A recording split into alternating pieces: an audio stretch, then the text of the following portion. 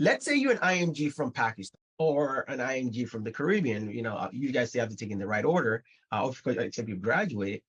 Now, what you're going to notice is if you go ahead and take step 2 CK with a weak basic science knowledge, you're going to fail the test. If you go and take step 2 CK, remember I told you cannot diagnose a condition you don't recognize. One of the best advice I got as a resident was from my attending, my program directors. One thing he told me is like, Leke, the eyes does not recognize what the mind does not see.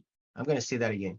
The eyes does not recognize what the mind does not see. If you're taking step 2 CK and you don't understand the disease pathophysiology very well, how are you going to make the diagnosis of that condition, let alone make clinical decisions to treat the condition? Now, a lot of students are overwhelmed by the USMLE, but you and I are both physicians, right? You walk into the room, patient's going to come in, they're not going to be like a UWorld question that's written in front of their forehead, right? They're just going to say, Doc, I don't feel well.